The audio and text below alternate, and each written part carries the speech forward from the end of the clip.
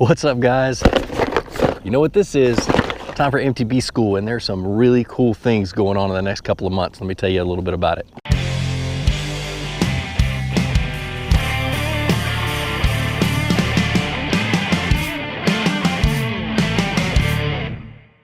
Well, the mystery tackle box, it is a subscription-based product. For just a few bucks a month, they send you a box full of tackle. And those of you who sign up for the first time, there's a coupon code, FLUKE, that you guys can use and get $10 off your first box. Plus, everybody who has ever used that code is entered into a contest to win a swag pack with a t-shirt or a shirt in there that's autographed by me. So that's pretty cool. And anybody who signs up using the coupon code this month and next month, MTB will donate $1 for every single person that signs up to Special Ops Survivor. So you guys do me a favor, go sign up, get $10 off a box, help out Special Ops Survivor. Everybody's a win. So and just, you know, and win some swag from Mystery Tackle Box. They got some pretty cool stuff. But all right, let's jump into the box. What I do every month is I pull as many baits as I can out of the box, and I try to do an instructional on every bait that's in there. I get into the dirty detail. So I'm gonna dive into the box real quick, show you everything that's in it. Then I'm gonna put everything on a rod and go fishing and show you how to fish it. There's always a card in it that tells you what everything is worth. I'm not gonna go through that card, it takes too much time. But this box costs $25 and it's got a whole bunch of tackle in it. So definitely more than $25 worth. First thing that pops out is a night fishing spinnerbait. This is a dark spinnerbait, big willow leaf blade or Colorado blade, big Colorado blade, and that's what I use for night fishing. One big Colorado blade. You know, go and cover and run the bank and run cover and structure and stuff with it, and catch a fish. We'll talk about that in a minute. Then looks like we got a square bill. Kind of a weird color, but that color is really good for here on Lake Gunnersville. It's got a little purple in it. Maybe I can catch something on that, but definitely going to show you how to use it. A top water.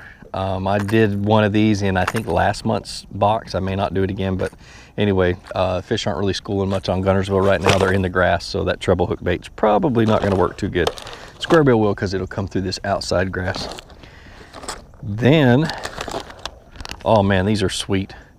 The Wrecking Craw. These are, I've used these before. These are absolutely amazing. They're new on the market, but I was able to pick up some. Good little flipping bait, good on a jig trailer, things like that. All right, so this is a baby rodent, another really good flipping bait. You can see what's behind me. I got a lot of matted grass, and I see a heavy metal tungsten punch rig. So I'm gonna be flipping into this grass. This one isn't heavy enough for that grass right here. It looks like it's about a half ounce. You need almost an ounce and a half for the stuff behind me, but I can flip and pitch into the outside little patches that are out a little bit thinner. They're not quite as thick. We've got a punch hook from Zone Lock. Got a cool little tip to it. And then I saw some punch stops. There they are, hiding way up in here. These are the punch stops I use 100% of the time. They work really good on braid and really good on a heavy fluorocarbon, and they last for a long time. They're actually they're a Mystery Tackle Box brand called Pegs, so pretty cool. All right, what else is in here? Anything? A little bit of, here's a sticker, a couple other things. But anyway, let me tie them on some tackle and get this thing rock and rolling. All right, let's start off with a punch rig. They got everything you need for one in that box. You've got the pegs, you've got the hook, the punch rig, or you can just use a regular tungsten punch hook, and the soft plastics. So let's go through exactly how to rig it. First thing you start off with, let me get all this stuff out of my hand first, is going to be the punch stops. And they're just like the old bobber stoppers from back in the day, but they're beefier, they're bigger, they're made to stay up on heavier line. Because the the weight of the punch rig is lighter than what it's going to take to get through those mats, I'm going to be fishing it out in these little clumps. So I'm going to be pitching and punching in through those clumps. So I'm not going to need a super heavy rod. I'm not going to need 65-pound braid. I'm actually going to go with 20-pound fluorocarbon on a medium heavy 7-foot 3 rod, and call it good. It should be okay. I'm basically just going to be working it through the grass anyway. So the first thing you do is there's several of them on the peg holder. You just separate one, just like that. You see that loop? I don't know if you guys can see it, but there's a loop in it. And you take your line, you run it through that loop just like this. My depth perception is sucking right now. Let's see, right there. And then you just grab hold of the peg and pull your line through it just like that. And I typically will cut that little piece off because that line is damaged now, or I'll just make sure it doesn't end up in the knot that I tie.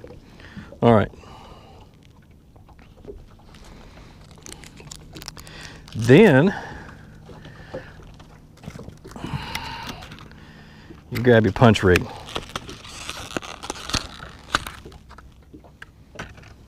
It's just like a regular bullet sinker. It's just got a skirt on it. And you run nose in first through your line and just let it hang there. Now you pull your hook out, tie your hook on.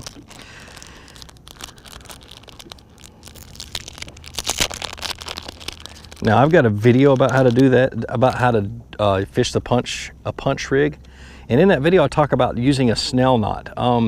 This year I'm going to try something different. I'm actually not going to use a snell knot when I'm punching, and I'm just going to use a regular improved clinch knot, whether it's in the fluorocarbon, and then if I'm using braid I'm going to use a polymer knot. But I just think that I'll get better hookups that way. It's just something that I've been testing, been reading about, things like that. But anyway, so you tie an improved clinch knot, run your line through, double it up, twist it 5 or 6 complete turns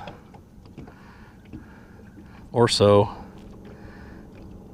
And then when you're using fluorocarbon, the trick with this to keep it from burning the knot, fluorocarbon burns really easy, is I'm going to wet the line first. Get it good and speedy. Then I'm going to slide, using my thumb, I'm going to slide that knot down. Pull it tight a little bit more. Slide it down again. And that's what I call a carefully tied improved clinch knot. So then you pull everything down, grab your soft plastic, the wrecking crawl. I don't care what it's called, it's a good bait. See that little, see how pointy that is? A lot of times if the grass is real thick, I'll pull these appendages off. I don't think I'm going to have to right now. And then you just run your hook at an angle, pull it all the way up, flip it over until your keeper comes out. And then you don't expose it. It's kind of hard to show because it's got skirt all up in the way. Let me move that skirt out of the way. And then I just bury it, because you're going to be setting the hook extremely hard. Sharp hook, everything else, just bury it in there. Don't make it come out the other side, and that's it. That's how I'm gonna fish it. So one thing I forgot to talk about is the reel. I always use an 8:1 gear ratio reel when I'm flipping, pitching, using just about any bottom bait. But 8:1 just so I can get it back to me fast and make another pitch. More cast, the more fish. You're slowly covering an area. You're trying to hit everything you can, so you've got to be able to get it back to you fast. It's got to have a good drag, at least 15 pounds of drag, and 20-pound fluorocarbon line. So that should work just fine. I'm excited about this. This is one of my favorite ways to catch fish. All right, so the first thing about a punch rig is the cast. You got one thing about the punch rig is the cast. You've got to make pinpoint accurate cast. You're hitting little bitty spots just at short distances, and because you're punching mats and you're punching in through thick and heavy cover, the bass aren't going to be so spooked because they can't really see you. They can feel the vibration of the trolling motor. That's one thing I always worry about. And good grief, those batteries died in a hurry. But But so let's go over real quick the cast, how to flip and how to pitch. All right, so I have an old video that really gets into detail about how to do this, but I'm gonna do it really quick. A pitch is a kind of a medium short distance cast. It's very accurate, and it's something I practice all the time in my yard, in my living room, everywhere. But the key to it is always getting your handle up above your wrist and getting that pendulum action going. So basically you just drop your rod tip. I'm aiming with my line. Drop my rod tip, let go of your bait. Don't throw it, let go of it. Let it swing, and then let go and let it fall down into place. Okay, and I'm gonna do this really quick.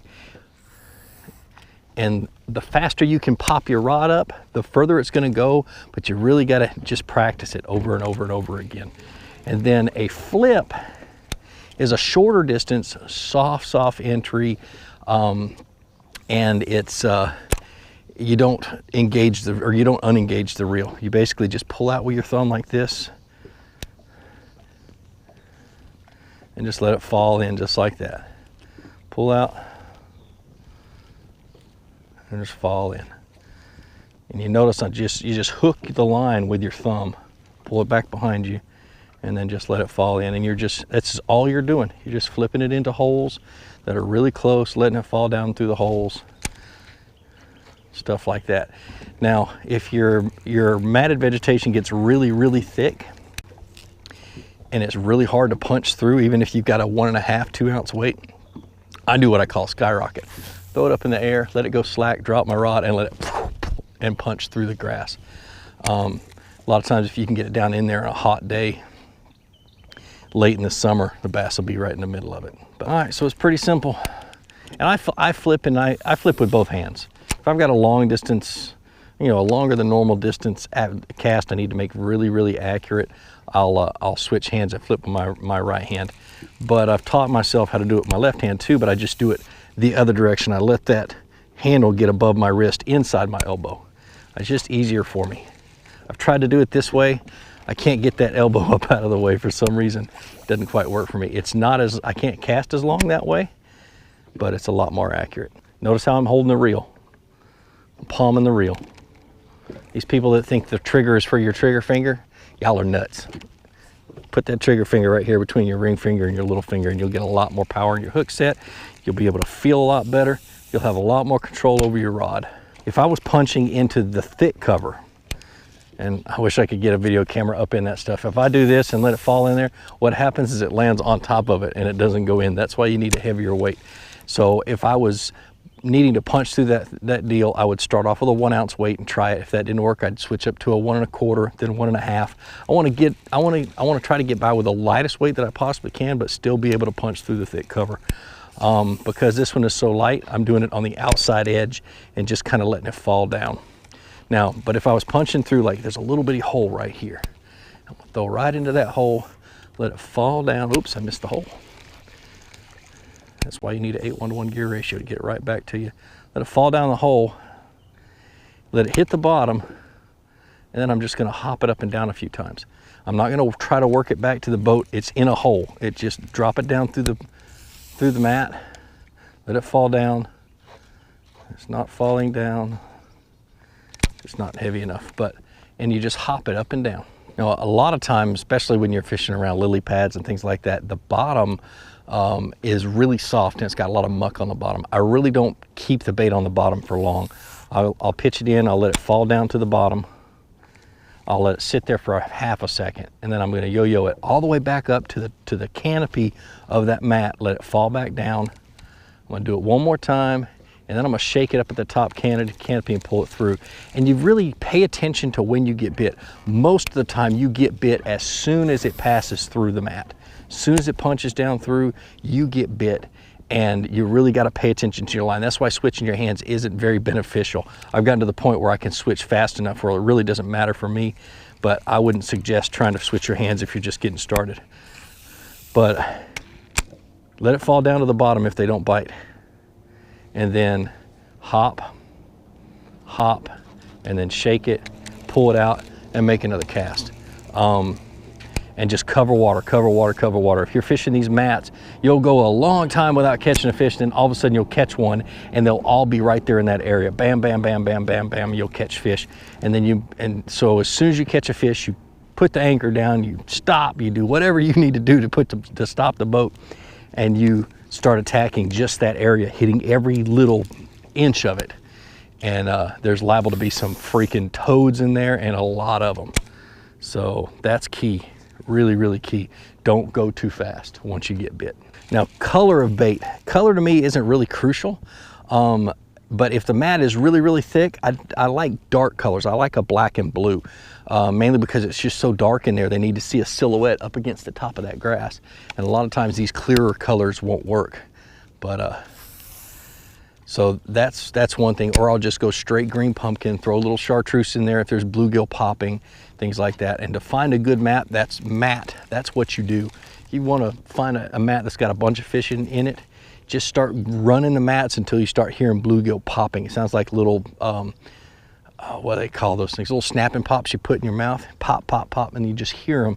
And what they're doing is they're feeding up in that grass. Well, if the bluegill are there, they're a bait fish, the bass are there. And so that's a good way of finding it out. Of course, a lot of times I go with a frog before I'll go with a punch bait, just because it's more fun to get them to come up out through the mats. But if they're not hitting a frog, if they're not coming out top water, always punch in there. See what you can find. All right, so let's talk about the hook set. You drop in there, it goes through the mat, all of a sudden, it doesn't fall all the way down. The line jumps.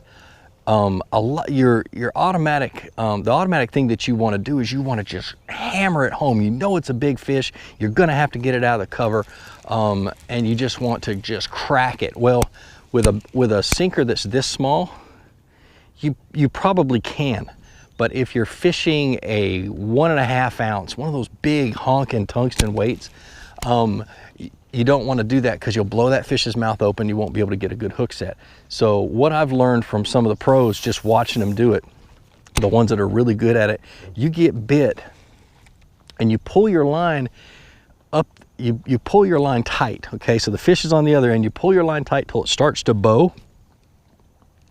Thought I got bit. Pull your line tight till it just starts to bow, and then pull it back really hard. Okay, so what you just did is you pulled that weight up against the inside of the fish's mouth, and then you pop it, just, by pulling back, it pops that bait out without blowing the mouth open. And you'll, 99 times out of 100, you're gonna catch that fish.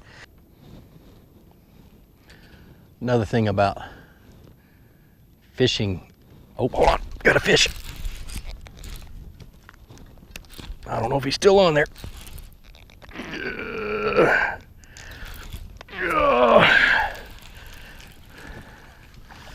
Little one. Whew.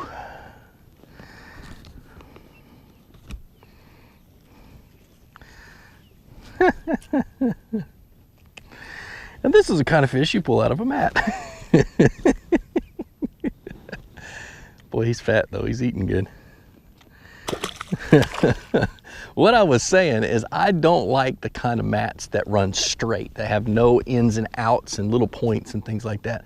I look for places that have a lot of holes, a lot of irregularities. That's kind of the places I tend to find more fish than just one big straight line. That's what I was trying to say.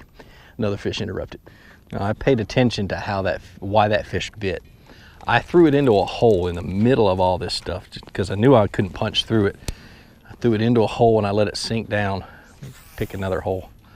I let it sink down to the bottom real slow. It went all the way down to the bottom.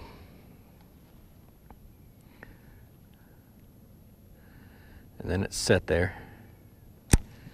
And I shook it, and that's when he bit. So he'd either followed it down to the bottom or he was sitting down there. This is really clear water. That's what hydrilla does. It filters out the water and makes the water really clear. And so he was just in the bottom of that hole is where he bit. He didn't bite it on the fall. He sat there and looked at it for a minute.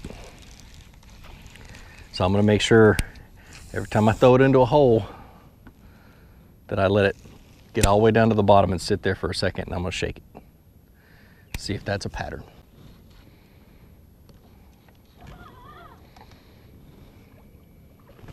Yes, it is. Oh, I missed him. Golly. Okay, so I'm gonna hang out here for just a minute, see how many I can catch. My boat is in 11 feet of water. So this is very, very tall hydrilla. It's got holes in it, the kind of stuff I like, a lot of irregularities.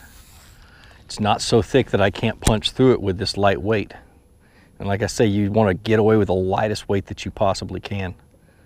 So this works out just fine. It just takes a little bit longer for it to get down to the bottom because it is so deep. And you notice I'm seeing a whole lot of swirls and stuff at the top. So there's definitely life right here. Nice green grass, lots of oxygen, a little bit of current flowing through it.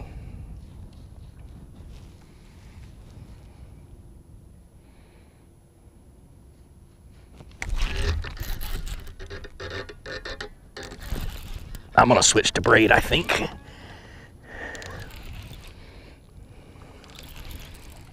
I may be able to catch a bunch of fish in here.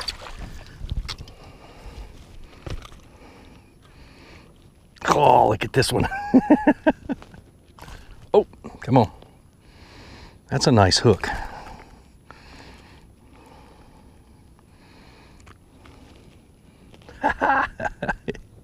It's working. Like I say, pay attention to how they bite. What were you doing when they bite? And a lot of times you can figure out a pattern, especially when fishing this kind of stuff, grass, thick cover.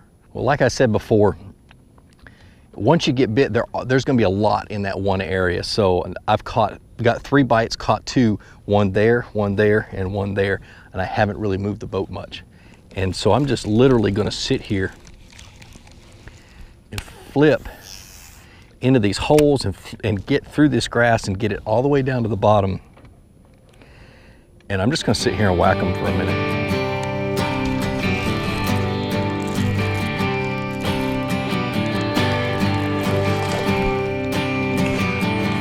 Get in here, go! Oh, that's a good fish. Catching them all exactly the same way. Let it sit on the bottom and shake.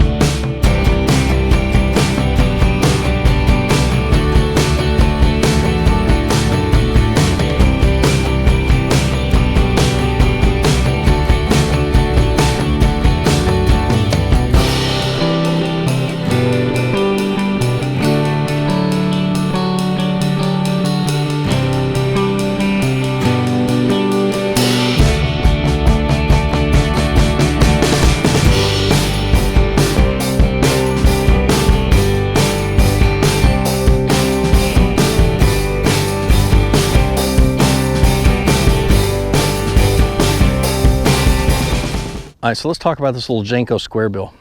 Just a note for Jenko, start putting your diving depth on the box. I can't stand that. It's one of my pet peeves.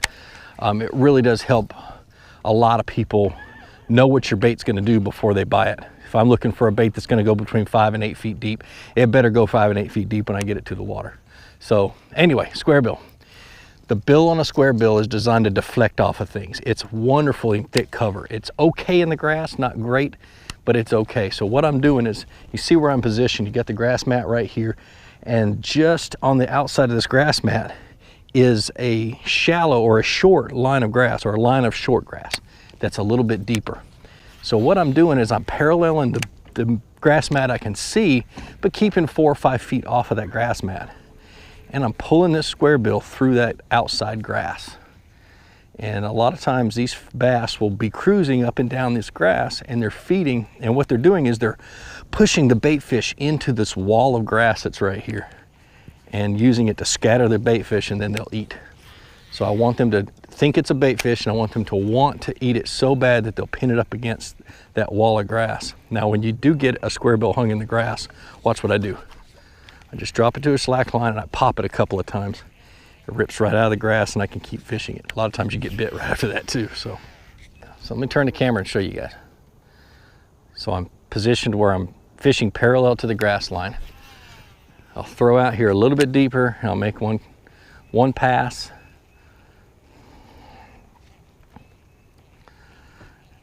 Okay, so when I get hung in the grass, I just pop it a couple of times, I go back to fishing. Okay, so I really didn't feel any grass that time. So I'm gonna go a little bit closer. Whoop, that's not closer. All right, just a step up closer.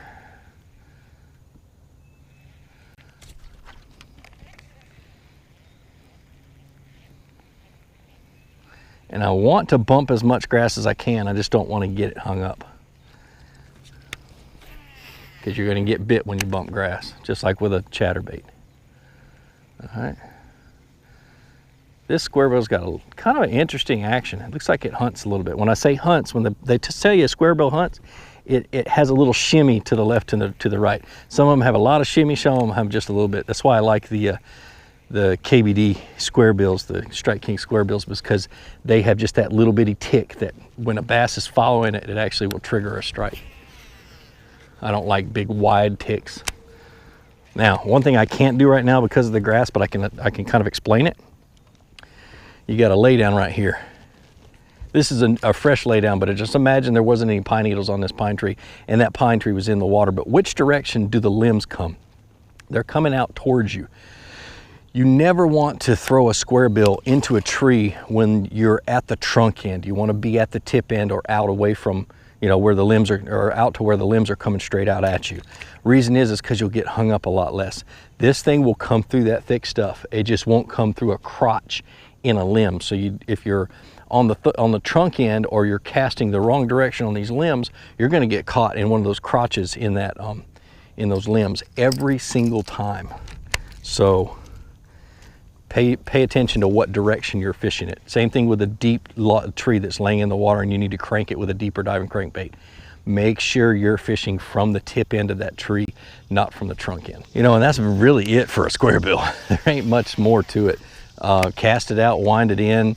If you're not hitting anything, at least be changing the direction of your crankbait by doing little pops, you know, or changing the speed. You'll see me reeling and then I'll stop it, reel it, and I'll stop it.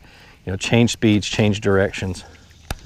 And I hate fishing coontail with a crankbait anyway. I'd rather fish hydrilla. It rips a whole lot easier, but that's a square bill. Not much to it. You just got to fish it. A lot of people don't have confidence in it. There was a long time ago I didn't have confidence in it. Read an article about it written by now a buddy of mine, and went out and just fished it along riprap, fished it along the trees and stuff like that, and started catching fish on it. And now I almost always have one either tied on or in the boat, and I end up fishing one throughout the day. Just a great way to find fish. All right, so I forgot to talk about the rod and reel to use. I have it on a 7'3" medium fast action rod. This is a 15-pound test fluorocarbon and an 8:1 gear ratio reel. Now the reason I use 15-pound fluorocarbon and a fast reel is I'm not fishing this thing deep. I'm fishing it shallow. It doesn't have a lot of water resistance, so I don't need a lower gear ratio. I can slow down a lot easier and it doesn't wear me out as much as having to speed up from a lower gear ratio. And I have a thicker line, or I have heavier line, because I'm ripping it through grass. I'm bouncing it off a cover. I'm catching fish out of the cover, and if I get a bass on, a big bass that takes me down into a brush pile or something like that, I want to have at least somewhat of an advantage and be able to get him out. So that's the biggest thing. It's more of a full combat fishing, so you got to beef up your stuff a little bit. All right, so let's talk about the night fishing spinnerbait. I think Bagley makes it. I don't fish much at night anymore. I used to fish night tournaments all the time. Hardly ever threw a spinnerbait, mainly because I always love to throw a jig and worm and anything else. But a spinnerbait is one of those things that if you don't know where you're going, and exactly what you're gonna, where you're gonna catch your fish, it's great to have one to be able to cover water at night. Now the reason, what makes this a night fish, a nighttime spinnerbait, it also can be a muddy water spinnerbait, but what makes it a nighttime spinnerbait is it's dark, so it throws up a really good silhouette as it's coming through the water and the bass are feeding up. It's got a lot of vibration with a Colorado blade, and it really thumps. Now at night, a bass feeds with its lateral line. It's exactly what it does. And so you really got to do things that will attract it by vibration. My jigs will have rattles on them. My Texas rigs will have rattles and beads and everything else, things that make noise. And then of course this one, just that blade alone, it just really does make a lot of noise. And then there's the I'll put a paddle tail swim bait on as a trailer sometimes and really double up the vibration. There's not really much to it. I usually will throw it around laydowns, around docks, keep it up shallow because the bass have moved up shallow and migrated up into the shallow pockets, just shallow water in general. And that's typically the kind of things I'm going to fish with it. Now let's talk about the rod and the reel real quick. This is a 7'3" medium fast action rod. It's what I love to throw a spinnerbait on. 12 to 15 pound test fluorocarbon or monofilament or whatever you want to throw with it. And then I'd actually get a 7.3 to 1 gear ratio reel or a 6.6 to 1 gear ratio reel, just because of the amount of drag that blade has. The bigger the blade, the more drag, and of course the more vibration you're going to get. And absolutely an outstanding bait if you really just want to cover water at night. But usually I know exactly, at least when I was fishing tournaments, I knew exactly where I wanted to fish, and I'd drag a jig, drag a Carolina rig, Texas rig, things like that. So, but that's a spinnerbait, and this is actually a really good one. Tracks well, it's got a good swivel on it, a lot of vibration. Whether it's purple or black, I don't think it really matters. And pretty good chance of catching a fish at night with it, that's for sure. All right, well that does it for MTB Bass School. You guys check out my previous bass schools, because a lot of them cover the rest of the tackle that's in that tackle box. That coupon code is amazing, guys. You get 10% off your first box. Anybody who signs up using that code is entered to win a package of stickers and t-shirts and stuff autographed by me, and then $1 of each order goes towards Special Ops Survivor. So that can't be beat, guys. Go join up and enjoy your first month of Mystery Tackle Box. It's a lot of fun to get baits that you've never tried before. Check out my Fishing Shirt of the Month Club.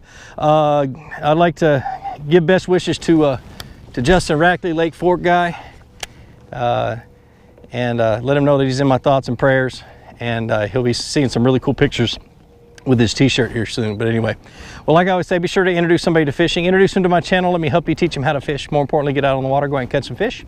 Have a great day. We'll see you.